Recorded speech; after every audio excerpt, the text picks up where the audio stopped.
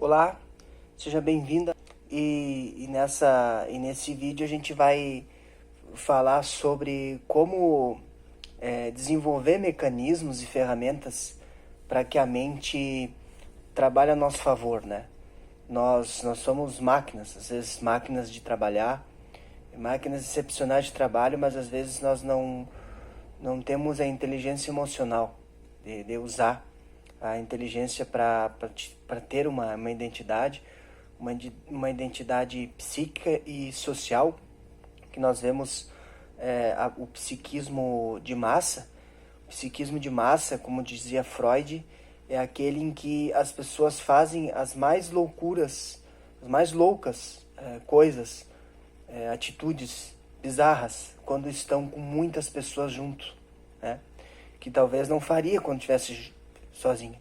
Então nós temos que ter o psiquismo individual da nossa mente, para tomar as nossas decisões, e tomando as nossas decisões, fazer escolhas, porque a gente tem que escolher. A gente tem que fazer escolha na vida da gente. Não dá para ter tudo na vida.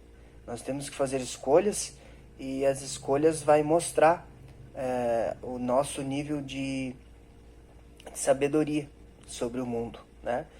Então, o autoconhecimento é muito importante, quando dizia Sócrates, né? Conheça-te a ti mesmo. Então, muitas vezes nós não nos conhecemos, não conhecemos as nossas qualidades, não conhecemos os nossos defeitos, porque as imperfeições todo mundo tem. Todo mundo tem que aprender, ninguém sabe tudo, né? E nós podemos reconstruir o futuro, né? A partir do presente. Então, aquele que pensa demais no que vai fazer, pensa demasiadamente no que vai fazer, esses pensamentos no cérebro, eles retiram energia do córtex cerebral e gasta muita energia pensando, então se sente cansado, né? Muitas coisas é preciso fazer e aprender, claro, refazer, mas ir aprendendo. Nós temos um livro sobre o hábito aqui no canal, que fala um pouquinho sobre como construir um hábito, né? Mas aqui esse não é o foco, aqui o foco é o funcionamento da mente, né? Como nós dizíamos no início do primeira parte da reflexão aqui, é um mundo muito misterioso, uma imensidão de conhecimentos que se deve ter para se conhecer o eu, né? Ninguém pode conhecer mais da gente do que nós mesmos, né? Quando nos ofendem, a gente só vai se ofender se a gente aceitar aquilo, né? As broncas da vida, as vicissitudes, as dificuldades, nós todos temos, né? Não há como escapar disso, né? E o veneno só mata a pessoa se ela tomar, né? Se o copo de veneno estiver na mesa e eu não tomar, eu não vou me envenenar, né? E assim são aquelas críticas nocivas, né? Porque existem as críticas profícuas, né? Que ajudam a pessoa a se melhorar, né? E a autocrítica é muito importante, né? Não achar que se sabe de tudo, né? Gerenciar os pensamentos, do que se pensa, do que se fala, porque não dá para estancar os pensamentos, a gente só pode gerir eles, né? E se reciclar as influências que a gente recebe do mundo, né? Ser do mundo, estar no mundo, mas não ser do mundo, né? Um filósofo nos dizia. Então, limitações todos nós temos, né? E o nosso cérebro vai puxar aquilo que ele tem arquivado, né? É um alto fluxo, ou seja, o cérebro vai buscar experiências que ele viveu, né? Para poder gerenciar aquela situação que está acontecendo. Então, se só tem experiências negativas, de reclamações de pensamentos negativos, é isso que vai ter ali na bagagem do cérebro, né? Mas a proposta aqui é um funcionamento satisfatório, feliz, né? Nós podemos condicionar, né, o que nós pensamos, né? Nós somos, de certa forma, livres, mas nós somos condicionados às regras da sociedade, né? Uma sociedade funcionar bem, ela precisa de regras, né? Todos precisam se submeter às regras. E a mente, né? Se a gente tiver uma boa base de tijolos para construir ela, né? Uma casa, ela começa pela base, né? Não adianta ter um ótimo teto por fora e ela tá vazia por dentro a casa. Aí qualquer ventinho derruba, né? Temos uma mente bem construída, bem sólida, para viver feliz, porque esse é o objetivo aqui dos livros que eu leio e procuro, me entendendo, passar algumas reflexões a partir de um lado positivo, a partir de olhar o copo meio cheio, né? E aí é importante também a gente pegar as boas histórias que a gente viveu e contar, a gente vivenciar elas e contar essas histórias, passar experiências, né, para as pessoas através dessas histórias. Nós temos vários personagens dentro da física, né, que passaram por muitas dificuldades, muitos conflitos, como as crises sociais de Newton, né? O Newton não se dava muito bem com o lado social, com o conto de pessoas, né? Ele não tinha muito jeito disso. As rejeições que Einstein teve, quando ele começou a trabalhar, ninguém aceitava os trabalhos do Einstein, mesmo antes dele ser um físico. Quando desenvolveu as teorias dele, ele foi rejeitado. Isso mostra que não há heróis dentro da sociedade, todos são construídos a partir da busca do conhecimento, de se aprimorar. A questão das ideologias religiosas também, né?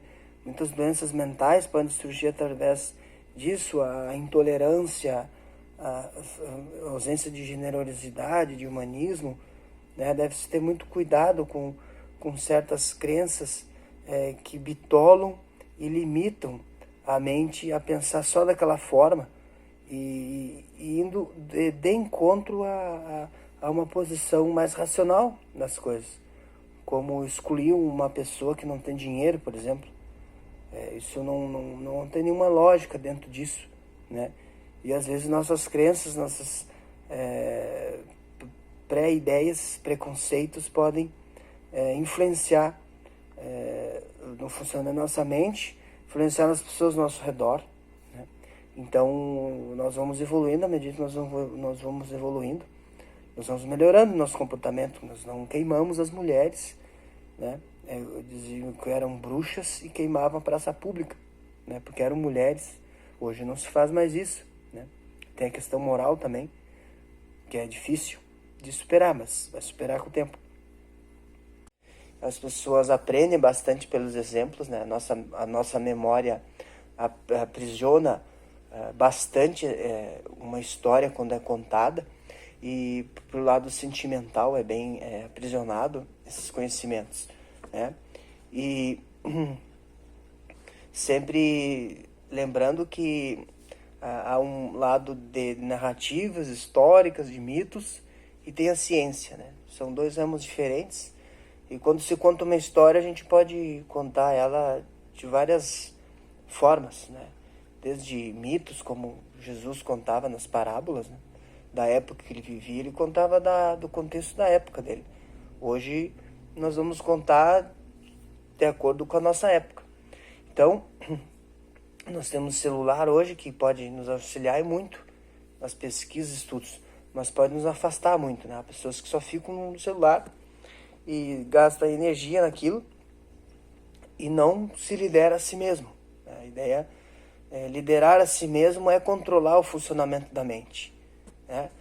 O funcionamento da mente é não reclamar do outro, não fazer críticas excessivas ao outro, expor e não impor ideias, né? Não ser autoritário quando tem o poder, não ser egoísta, não ser individualista, né? Isso gera saúde mental, né? Isso gera uma mente saudável, porque deve se preocupar, se comparar a si mesmo, né? Muitas pessoas se comparam com outras, às vezes, mas esse não, a gente vai habituar o cérebro a se comparar com outro, e isso não é salutar. O que nós podemos fazer é se comparar com o que a gente foi ontem e com o que a gente é hoje. O que eu posso fazer para melhorar? Quais são os desafios que eu posso fazer? Né? Eu posso melhorar, eu não sou um produto acabado. Não é uma tábula rasa. Nós somos um livro, uma página de um livro. A cada dia nós viramos a página para escrever uma nova história. Né? E um funcionamento, a gente direcionando o funcionamento da mente, através do que a gente falou, de pensar antes de agir, de fazer mais perguntas, do que ter a mania excessiva de dar as respostas, a disciplina, ter disciplina no que vai fazer, né? Ser mais humano, né? Nas ações do dia a dia, ter ética, valorizar a existência, né? Valorizar o belo, ter empatia. Então, esses são mecanismos cerebrais que nós estamos desenvolvendo, porque quando, né, na época dos primatas, nós não fazíamos isso, nós não tínhamos um senso de humanização. Né? Nós batíamos na cabeça das pessoas com pedaço de pau. Né?